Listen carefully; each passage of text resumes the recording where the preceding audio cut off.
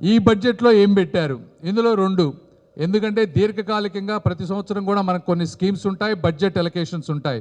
వాటిని priority sector ప్రకారంగా దేనికి పెంచారు, దేనికి తగ్గించారు, ఇది ఒక ఆస్పెక్ట్. రెండోది, నూతనమైనటువంటి కొత్త విషయాలు ఈ బడ్జెట్లో ఏం తీసుకొచ్చారు. మూడో విషయం వచ్చేటప్పటికి ఈ బడ్జెట్ వల్ల ఆంధ్రప్రదేశ్ రాష్ట్రానికి ఏ విధమైనటువంటి మేలు జరిగింది. ఈ మూడు ముఖ్య అంశాలు మనం మాట్లాడాలి.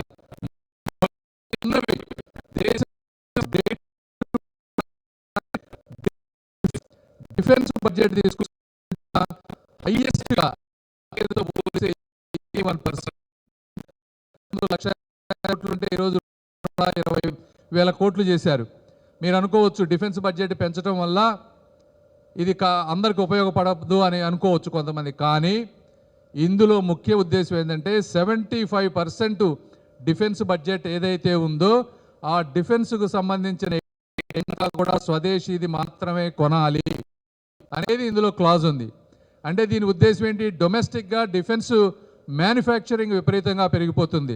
డిఫెన్స్ మ్యానుఫ్యాక్చరింగ్ ఇన్నోవేషన్ పెరిగితే ఇంజనీర్లకు ఉద్యోగాలు వస్తాయి, ఆర్కిటెక్ట్కి ఉద్యోగాలు వస్తాయి, ఎక్విప్మెంట్ సప్లై చేసే వాళ్ళకి ఉద్యోగాలు వస్తాయి. వీటన్నిటి ఫలితమే ఒకప్పుడు 600 కోట్ల రూపాయల డిఫెన్స్ ఎక్స్పోర్ట్స్ ఉంటే ఈ రోజున భారతదేశం 100 దేశాలకి 25,000 కోట్ల డిఫెన్స్ ఎక్స్పోర్ట్స్ జరుగుతూ ఉన్నాయి.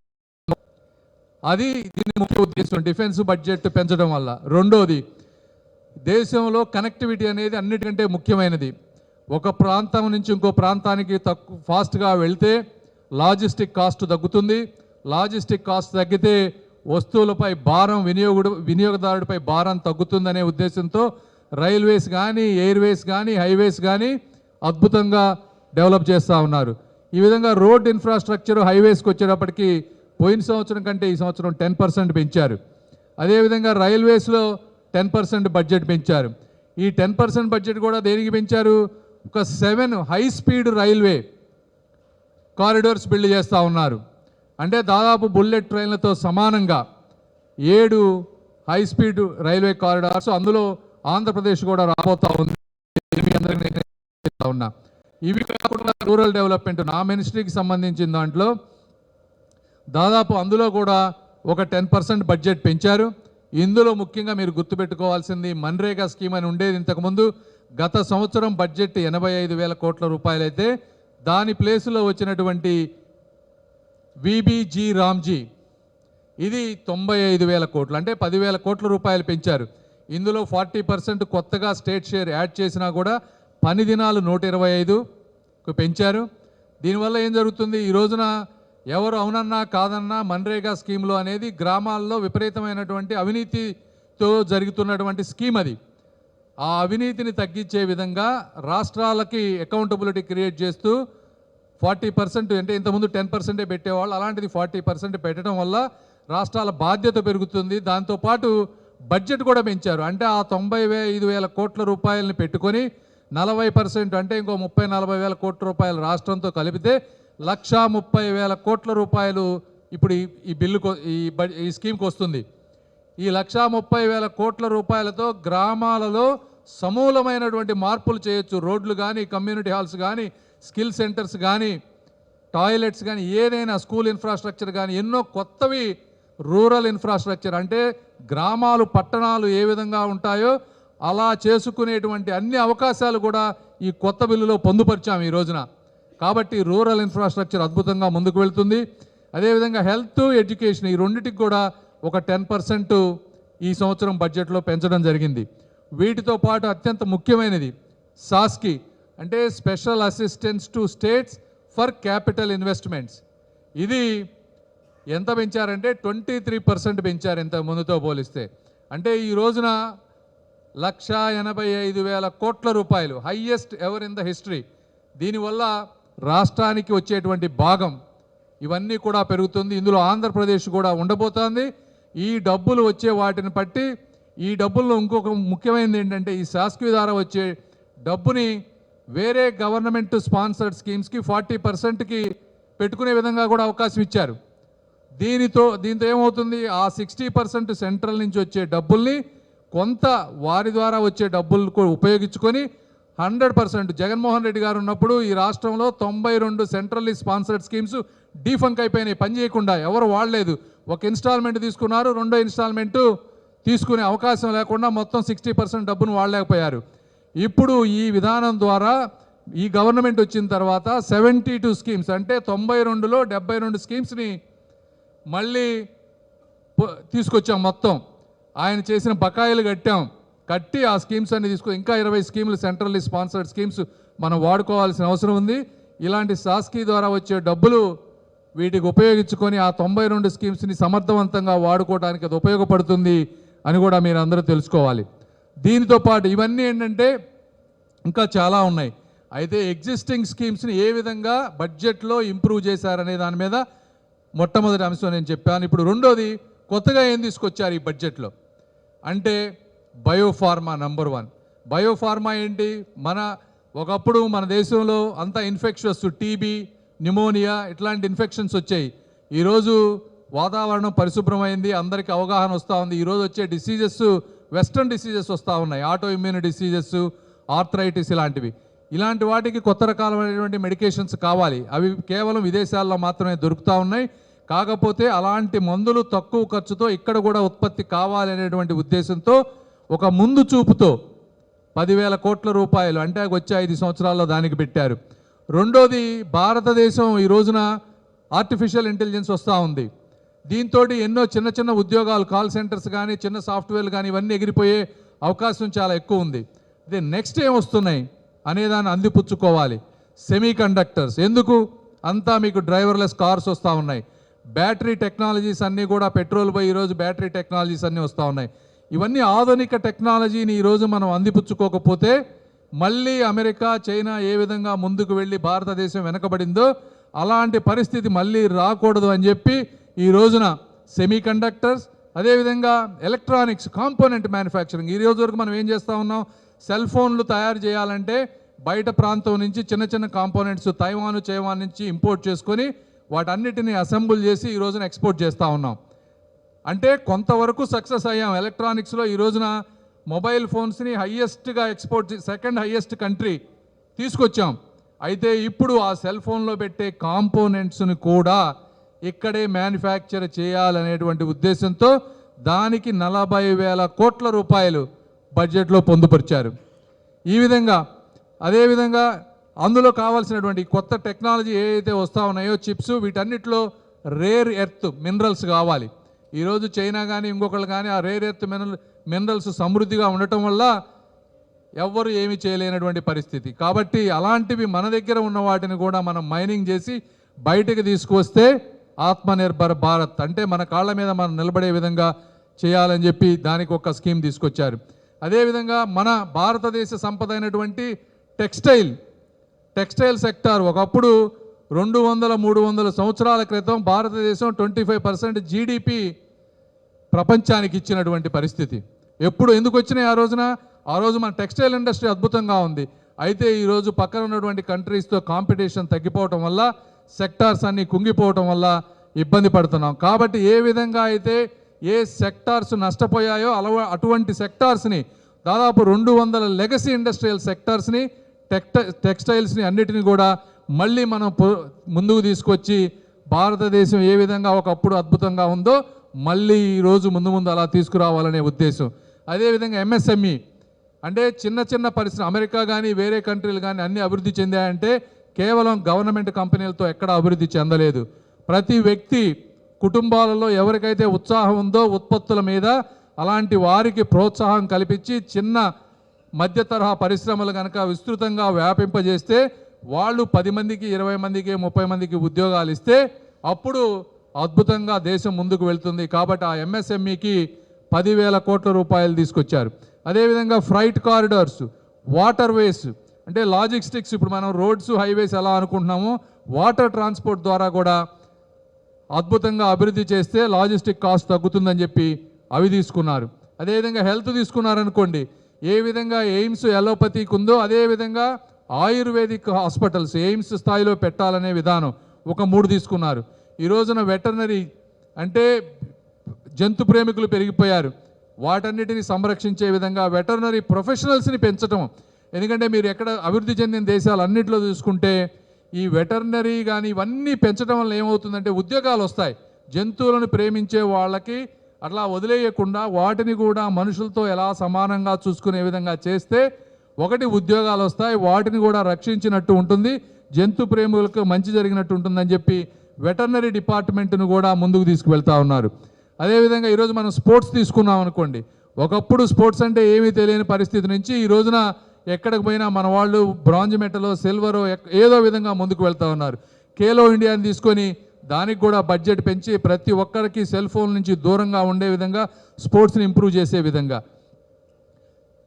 అదేవిధంగా మహిళల్ని ముందుకు తీసుకువెళ్ళే విధంగా, అంటే ప్రతి డిస్టిక్లో ఒక మంచి గర్ల్ హాస్టల్, అదేవిధంగా సెల్ఫ్ హెల్ప్ గ్రూప్ ఉమెన్స్కి వాళ్ళకంటూ ఒక షాపులు ఉండే విధంగా ఎక్కువ రెంట్ పెట్టకుండా షీ మార్ట్స్, అంటే మహిళలని ముందుకు తీసుకువెళ్ళి అభివృద్ధిలో భాగం పంచుకుంటే 40-50% ఉన్నటువంటి మహిళలు ఇంకా ముందుకు వెళ్తారనే ఉద్దేశం. అదేవిధంగా టూరిజం తీసుకున్నారనుకోండి, టూరిజం గైడ్స్ని అప్గ్రేడ్ చేయటం, కొత్త టూరిస్ట్ స్పాట్స్ తీసుకొని వాటిని డెవలప్ చేయటం, ఈ విధంగా టూరిజంని ఇంప్రూవ్ చేశారు. ఫార్మర్స్ని తీసుకున్నారనుకోండి, ఫిషరీస్ని ఎండ్ టు ఎండ్ చేసి fish producing association, farmer associations ఎలానో ఫిష్ ఫార్మర్ అసోసియేషన్స్ తయారు చేయటం, యానిమల్ హస్బెండరీకి ఎవరైతే వీటన్నిటిని క్రెడిట్ లింక్డ్ ఇన్సెంటివ్స్ తోటి యానిమల్ హస్బెండరీలో అప్పు తీసుకునే విధంగా, అదేవిధంగా హై వాల్యూ ఫార్మింగ్, కోకో కానీ కోకోనట్ కానీ క్యాష్యూస్ కానీ ఇప్పుడు ఏమిటి ఈ రోజున పండిస్తూ ఉన్నారు, అయితే మధ్యలో ఉన్నటువంటి దళారులు కానీ ఇంకొకరు కానీ వాళ్ళు ఎక్కువ లాభం పొందుతున్నారు కానీ రైతులు పొందటం లేదని ఆ రైతుల్ని ఎంపవర్ చేసి వాళ్ళనే ప్రోడక్ట్స్ చేసే విధంగా ఎలా చేయాలి, ఈ విధంగా వాళ్ళని ఎంపవర్ చేశారు ఈ కొత్త బడ్జెట్లో. ఇంకొక 2 మిడిల్ క్లాస్ వాళ్ళకి ఒకటి విద్య, 2 వైద్యం అత్యంత కష్టమైనవి. ముఖ్యంగా క్యాన్సర్ వచ్చినా లేకపోతే రేర్ డిసీజెస్ వచ్చినా కూడా వారు సతమతమయ్యేటువంటి పరిస్థితి. ప్రతి సంవత్సరం కూడా కొత్త క్యాన్సర్ డ్రగ్స్, అదేవిధంగా రేర్ డిసీజెస్ని ట్రీట్ చేసే డ్రగ్స్ను కూడా ఇంపోర్ట్ డ్యూటీ పూర్తిగా ఎత్తివేసి మధ్యతరగతి ప్రజలపై భారం లేకుండా చేయటం కూడా ఇంకొక విధానం. అదేవిధంగా మున్సిపల్ బాండ్స్, ఇది కూడా చాలా ఇంపార్టెంట్. ఈ రోజున రాష్ట్రాలు, ఈ రాష్ట్రం అనే కాదు అన్ని రాష్ట్రాలు సంక్షేమ పథకాలతో డబ్బు తక్కువగా ఉన్నటువంటి పరిస్థితి, డెవలప్మెంట్ చేయాలంటే డబ్బు లేనటువంటి పరిస్థితి. దీని గురించి ఆ రెవెన్యూ, ఆ కార్పొరేషన్లో వచ్చేటువంటి ఆదాయాన్ని ముందుగా తీసుకొని మున్సిపల్ బాండ్స్ తీసుకొని ఆ ప్రాంతాన్ని అభివృద్ధి చేసుకునే అవకాశం, అంటే ఒక 1000 కోట్ల పైగా ఎక్కువ ఏ మున్సిపల్ బాండ్స్ కనుక రైజ్ చేయగలిగితే సెంట్రల్ గవర్నమెంట్ 100 crores ఇన్సెంటివ్గా డబ్బులు ఇస్తూ ఉంది అడిషనల్గా. అంటే ఇప్పుడు వైజాగ్ వచ్చేటప్పటికి 1000 కోట్ల పైన వస్తుంది ఇక్కడ రెవెన్యూ. ఇలాంటివి బాండ్స్ కనుక తెచ్చుకోగలిగితే ఇంకొక 100 కోట్లు అదనంగా సెంట్రల్ నుంచి వస్తుంది. ఈ విధంగా పట్టణాలు కూడా అభివృద్ధి చేసుకునే విధానం, ఇవన్నీ కూడా కొత్త విధానాలు ఫ్యూచరిస్ట్గా చేసినటువంటి పరిస్థితి. ఆఖరిగా వచ్చేటప్పటికి ఆంధ్రప్రదేశ్కి ఏం చేశారు అంటే మీ అందరికీ తెలుసు, అమరావతిలో ఈ రోజున దాదాపు 1300-1400 కోట్లు ఒకదానికి కోర్కి, ఒక 400 అర్బన్ ఇన్ఫ్రాస్ట్రక్చర్కి, పోలవరానికి 3300 కోట్లు, రైల్వేస్కి వచ్చేటప్పటికి 10,000 కోట్లు.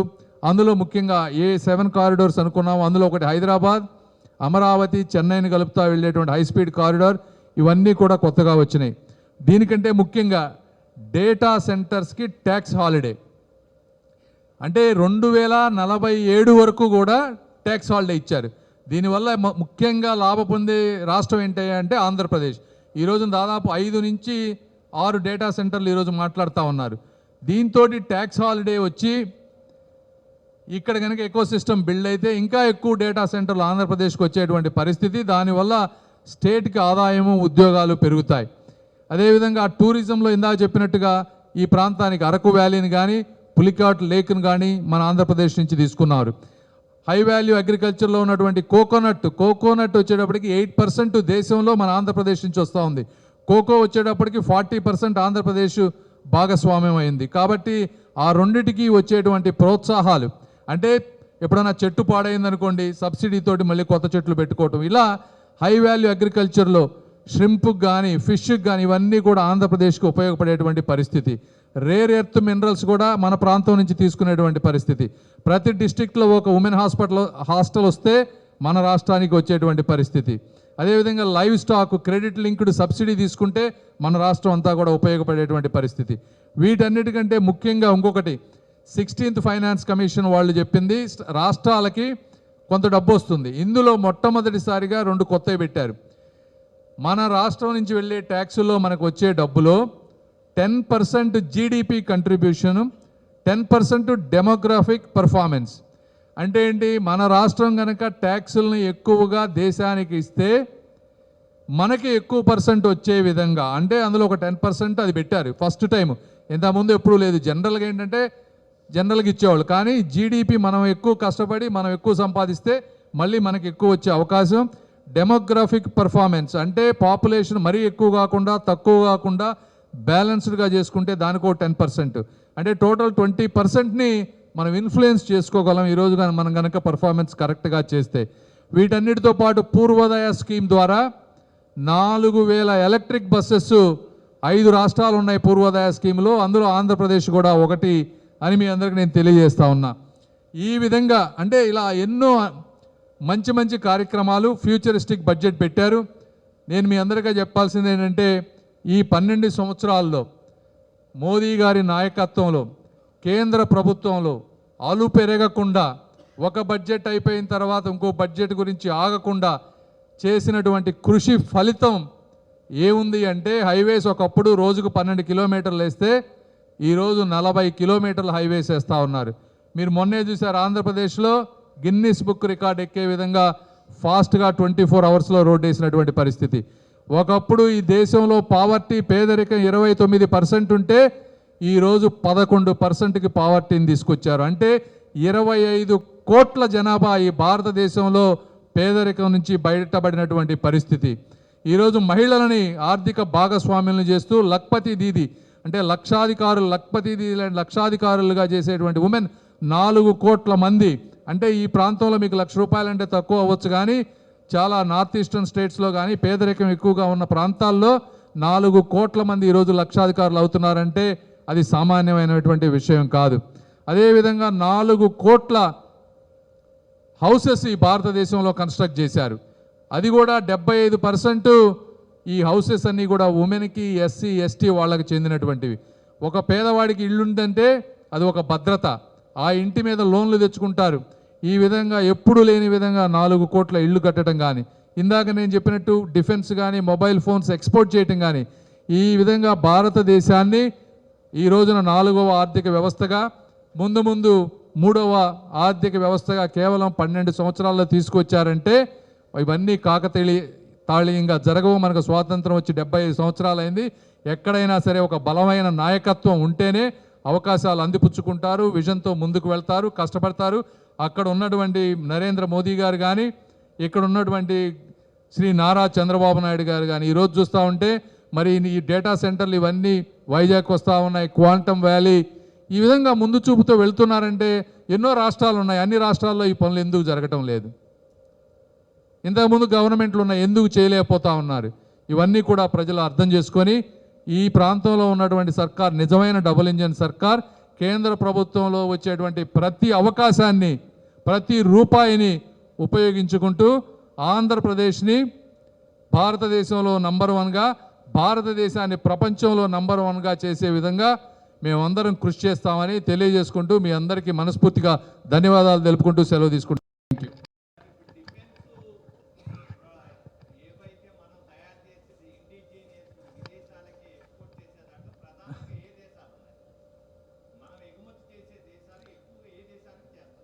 దాదాపు 100 కంట్రీలు ఉన్నాయమ్మా ఇందులో. నాకు ఎగ్జాక్ట్ డీటెయిల్స్ తెలియదు, కానీ ఇప్పుడు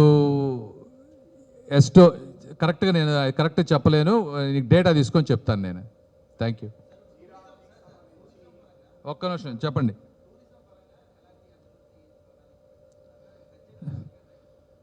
టూరిజం అనేటప్పటికీ మీకు ప్రతి సంవత్సరం కూడా అక్రాస్ ద కంట్రీ కొన్ని తీసుకుంటారు. అదే గత సంవత్సరం మనం తీసుకుంటే మేము తీసుకొచ్చిన గండికోటకి 80 కోట్లు తీసుకొచ్చాం. అదేవిధంగా బాపట్లలో సూర్యలంక, అదేవిధంగా రాజమండ్రిలో పుష్కరాల గురించి ఒకటి, గోదావరి ఘాట్, ఈ 3 టూరిస్ట్ స్పాట్స్ లాస్ట్ ఇయర్ మనం తీసుకొచ్చాం రాష్ట్రానికి. మళ్ళీ ఈ సంవత్సరం ఒక 2-3 తీసుకొస్తాం.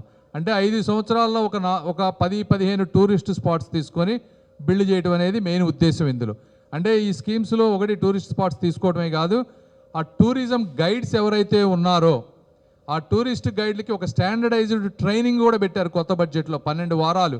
అంటే ఏది పడితే అది చెప్పడం కాకుండా ఒక సిస్టమేటిక్గా ఇంటర్నేషనల్ వాళ్ళని ఆకర్షించే విధంగా ఈ ప్రాంతాన్ని శుభ్రంగా ఉంచడం, సమర్థవంతంగా ఎక్స్ప్లెయిన్ చేయడం చేస్తే బాగుంటుంది అనేది కూడా ఇందులో ముఖ్య ఉద్దేశం.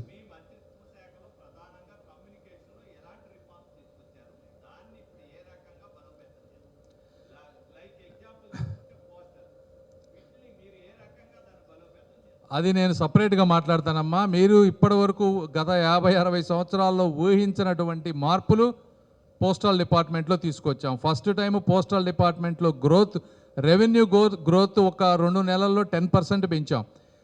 పోస్టల్లో మెయిన్ పార్సిల్ సర్వీసెస్, ఇంతకుముందు మీకు ట్రాకింగ్ ఉండేది కాదు, మొత్తం ట్రాకింగ్ పెట్టాం. ఇంతకుముందు 1,65,000 పోస్ట్ ఆఫీసులు ఉంటే 1,00,000 పోస్ట్ ఆఫీసుల్లో ఒక ట్రాన్సాక్షన్ కూడా జరిగేది కాదు.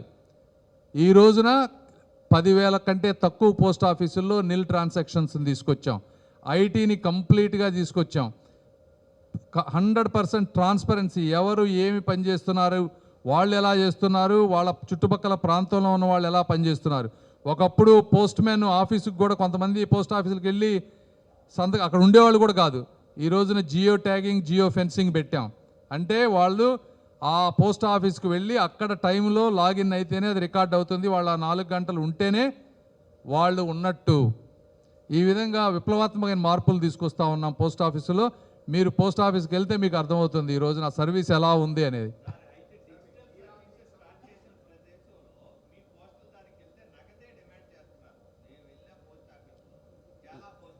కరెక్ట్ మీరు చెప్పింది, అది మొన్నటి వరకు ఉండేది, ఇప్పుడు చాలా వరకు యూపీఐ ఇంటిగ్రేషన్ చేస్తూ ఉన్నాం. ఇంకా కొన్ని ఏరియాల్లో కొన్ని ఇష్యూ ఉంది, వచ్చే 2-3 నెలల్లో అది కూడా పూర్తిగా యూపీఐ ఇంటిగ్రేషన్ జరిగిపోతుంది. క్యాష్ తీసుకోరు, ముందు క్యాష్ అంటే క్యాష్ రిక్వెస్ట్ చేయరు మీకు.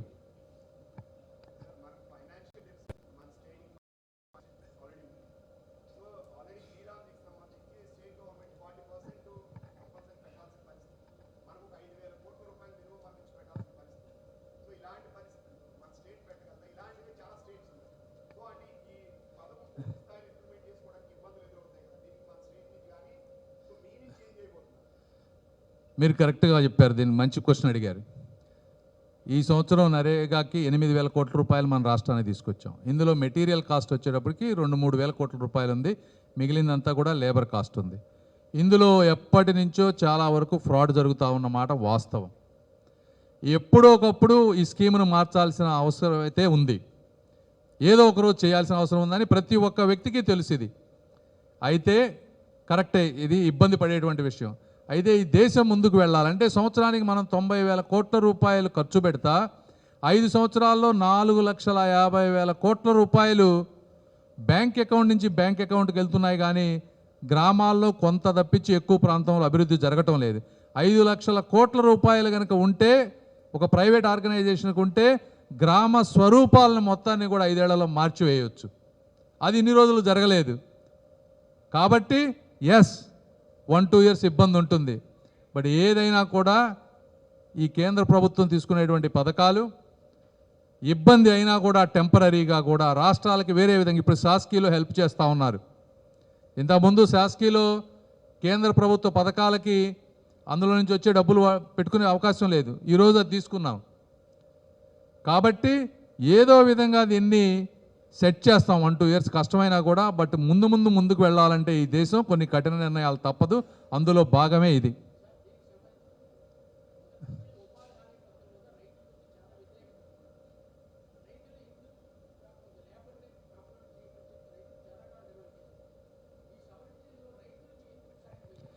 ఎందుకు చేయలేకపోయారంటే ఇందులో 2 విషయాలు. ఒకటి, యాక్ట్ చేసినప్పుడు, యాక్ట్లో అసలు కాంగ్రెస్ ప్రభుత్వం చేసినప్పుడు దీని ముఖ్య ఉద్దేశం ఏంటంటే ఎసెట్స్ క్రియేట్ చేయాలి. మీరు వ్యవసాయంలో ఎసెట్ క్రియేట్ చేయలేము, ఒకటి. రెండోది, రిపిటేటివ్ వర్క్ అవ్వకూడదు, సేమ్ వర్క్ మళ్ళీ చేయకూడదు. వ్యవసాయంలో రిపిటేటివ్ వర్క్ ఉంటుంది కాబట్టి అది యాక్ట్లో పెట్టలేరు, ఒకటి. రెండోది, ఈ స్కీమ్లో ఫ్రాడ్ ఎందుకు జరుగుతూ ఉంది అంటే పని చేయకుండా చేశామని చెప్పి మస్టర్ రోల్స్ వేయించుకొని డబ్బులు తీసుకుంటా ఉన్నారు. వ్యవసాయానికి పెడితే ఇంకా ఒకటి. మూడోది, దానికి కావాల్సిన బడ్జెట్ కూడా విపరీతంగా మారిపోతుంది. సో దీని ముఖ్య ఉద్దేశమే అది కాదు. ఈరోజు జీరామ్జీ ఒక ముఖ్య ఉద్దేశం, పట్టణాలలో ఎటువంటి ఇన్ఫ్రాస్ట్రక్చర్ అయితే ఉందో, ఫిజికల్ అసెట్స్ ఉన్నాయో అలాంటి అసెట్స్ని రూరల్ అన్ఎంప్లాయ్మెంట్ను తగ్గిస్తూ క్రియేట్ చేయటం ముఖ్య ఉద్దేశం. ఆ విధంగా దీన్ని ముందుకు తీసుకువెళ్తా ఉన్నారు. నేను ఇంతకుముందు చెప్పినట్టు school compound walls, community halls, skill development centres ఇలాంటివన్నీ బిల్డ్ చేస్తే గ్రామాలు అద్భుతంగా ముందుకు వెళ్తాయి.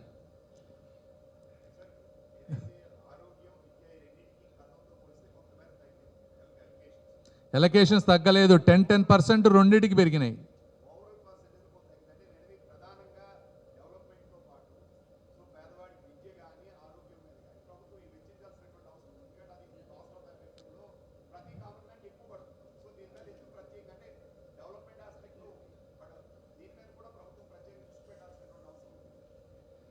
కరెక్ట్ కాదమ్మా నువ్వు చెప్పింది. హెల్త్కి లాస్ట్ ఇయర్ 96,000 కోట్లు, ఈ సంవత్సరం 106,530 కోట్లు, 10% ఇంక్రీజ్. ఎడ్యుకేషన్ లాస్ట్ ఇయర్ 128,650,000, ఈ రోజున 139,289, 8.3% పెరిగింది. మీరు చెప్పేది వాస్తవం కాదు. నెక్స్ట్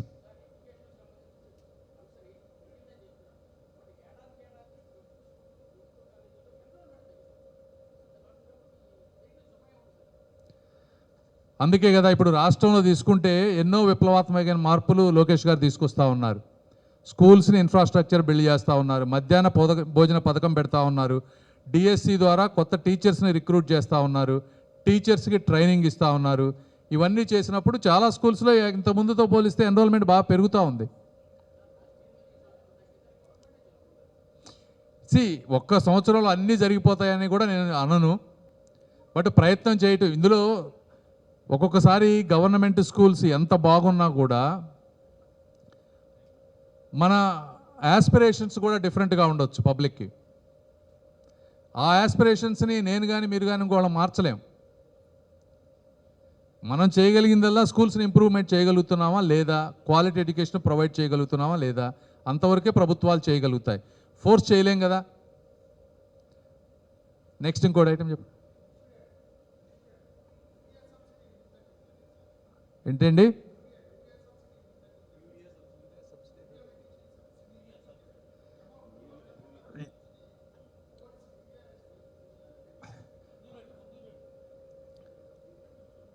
అంటే నేను అది బడ్జెట్లో నాకు అది అంత డీటెయిల్ నేను వెళ్ళలేదు, నేను అది మీకు కనుక్కొని చెప్తాను. అది నాకు తెలియదు, నేను చూస్తాను. అంత డెప్త్కి నేను మొత్తం ఇంకా వెళ్ళలేదు. వేరే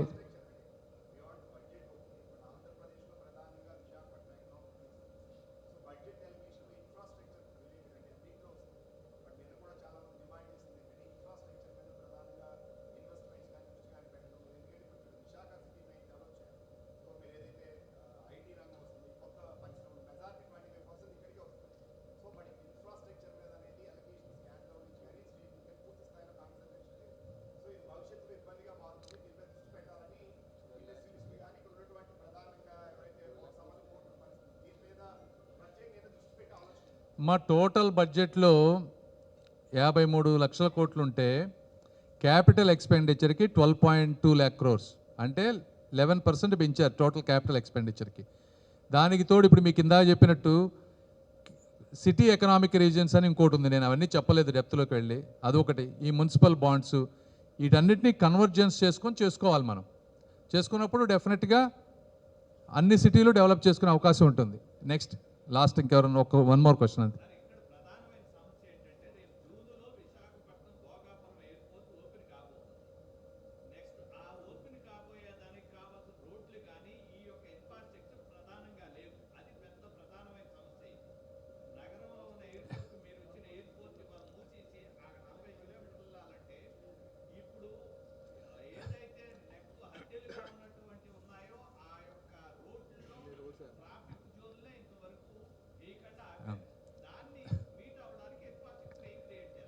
ఒకటి, ప్రతి గవర్నమెంట్ కూడా రోడ్స్ మెయింటైన్ చేసి రోడ్స్ వేసుకుంటూ వస్తే కొత్తవి చేయటం చాలా ఈజీ ఉంటుంది.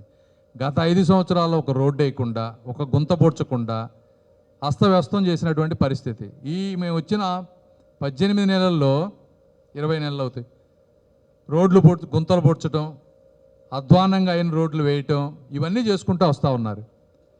అంటే గత 5 సంవత్సరాల్లో జీరో. మేము ఎప్పుడు తెలుగుదేశం పార్టీ ఉన్నప్పుడు వేసిన రోడ్లే మళ్ళీ ఈ రోజున గ్రామాల్లో సిమెంట్ రోడ్లు కనిపిస్తూ ఉన్నాయి. తప్పనిసరిగా 1 by 1 అన్నీ చేసుకుంటూ వస్తారు. నెక్స్ట్. ఓకేనమ్మా, థ్యాంక్ యూ.